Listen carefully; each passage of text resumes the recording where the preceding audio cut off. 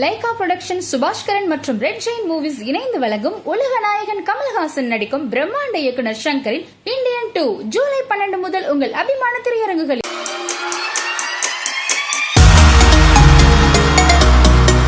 கோவிலுக்கு செல்லும் பொழுது கட்டாயம் கடைபிடிக்க வேண்டிய விஷயங்கள். கோவில் குளத்தில் அல்லது கிணற்றில் உள்ள தண்ணீரில் குளித்துவிட்டு கை கால்களை கழுவிவிட்டு கோவிலுக்கு செல்லவும். வெறும் கையுடன் கோவிலுக்கு போகக்கூடாது. குறைந்தபட்சம் பூக்களையாவது கொண்டு செல்ல வேண்டும். சிவன் கோவிலுக்கு சென்றால் கோபுரம், கொடிமரம், விநாயகர், நந்தி, சிவனை தரிசித்து பின் அம்பாளை வழிபட வேண்டும். பெருமாள் கோவிலுக்கு சென்றால் கோபுரம், கொடிமரம், கருடாழ்வாரை சேவித்த பின் ஆஞ்சநேயரை சேவித்து பின் தாயாரை சேவித்த பின் பெருமாளை சேவிக்க வேண்டும். கிழக்கு முகமாக அல்லது வடக்கு முகமாக நின்று அல்லது அமர்ந்து தரிசனம் செய்வது சிறப்பை தரும். குளிக்காமல் கோவிலுக்குள் செல்லக்கூடாது. கோபுரத்தையும் கொடி மரத்தையும் முதலில் வணங்கவும். சோம்பல் முறித்தல், தலை சிக்கெடுத்தல், தலை விரித்து போட்டு கொண்டு செல்லுதல் நிச்சயம் கூடாது. கோவில் கோபுரத்தை ஆண்கள் 2 கைகளையும் தலைக்கு மேல் உயர்த்தி கும்பிட வேண்டும். பெண்கள் தங்கள் 2 கைகளையும் நெஞ்சோடு வைத்து கும்பிட்டாலே போதும். கைலி, தலையில் தொப்பி, முண்டாசு அணிந்து கொண்டு செல்லக்கூடாது. கவர்ச்சியான ஆடைகள், ஈரத்துணி, ஓராடை மற்றும் அரைகுறை ஆடைகளுடன் கோவிலுக்குள் செல்லக்கூடாது. பசுமடம் உள்ள கோவிலுக்கு செல்லும் போது வாழைப்பழம் அல்லது அகத்திக்கீரை கொண்டு செல்வது சிறப்பு. தீபம் ஏற்றி வழிபடுவது சிறப்பு. நமது வேண்டுதல் இருந்தால் 48 நாட்கள் தொடர்ந்து விளக்கேற்றி வழிபாடு செய்தால் நினைத்தது நிறைவேறும். சிவன் கோவில் என்றால் 3, 5, 7 என்ற எண்ணிக்கையில் வலம் வருவது சிறப்பு.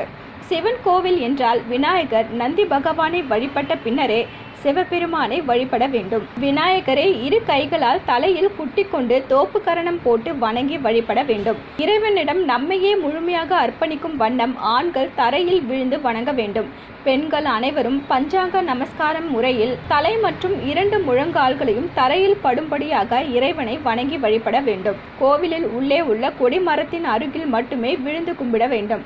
தனித்தனி சந்நிதியாக இருந்தால் மட்டுமே சந்நிதி முன்பு விழுந்து வணங்கலாம். எப்பொழுதும் விக்கிரகங்களை தொட்டு வணங்கக்கூடாது. சண்டிகேஸ்வரர் சந்நிதியின் முன்பு கைகளை தட்டி வணங்கக்கூடாது.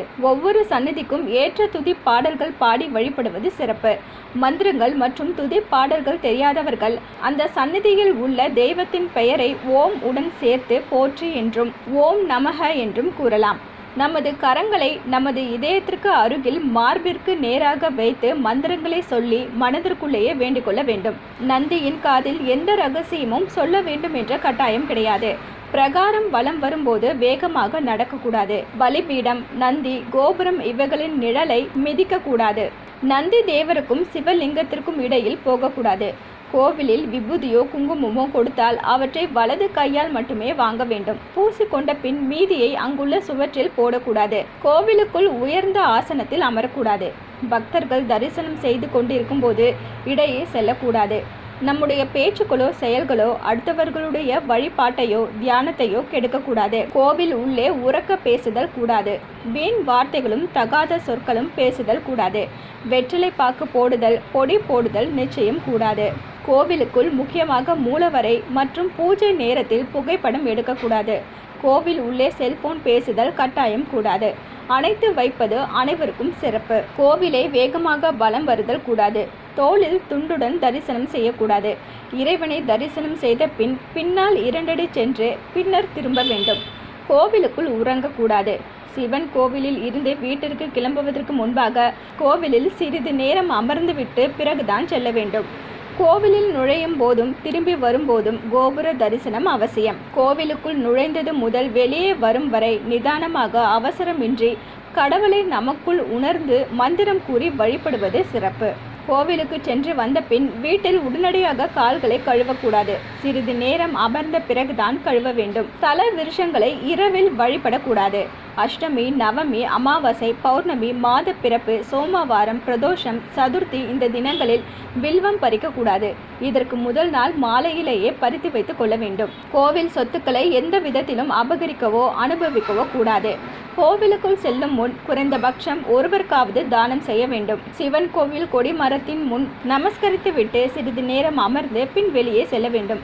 பெருமாள் கோவிலில் கொடிமரத்தின் முன் நமஸ்கரித்து விட்டு தான் உள்ளே செல்ல வேண்டும். கோவிலுக்குள் வரும் பொழுதும் திரும்பி செல்லும் பொழுதும் நமது மனதில் உள்ள அனைத்து விதமான தீய எண்ணங்களையும் முழுவதுமாக அழித்துவிட வேண்டும். எந்த கரை படிந்த எண்ணங்களும் நமது மனதில் இருக்கக்கூடாது. பிறப்பு இறப்பு தீட்டுகளுடன் கோவிலுக்குள் செல்லக்கூடாது. என்ன வியூவர்ஸ், இது போல பல இன்ட்ரெஸ்டிங்கான நியூஸை தெரிஞ்சுக்கணுமா? அலோ சிட்டி டிவியை லைக் பண்ணுங்க, ஷேர் பண்ணுங்க, மறக்காம சப்ஸ்கிரைப் பண்ணுங்க.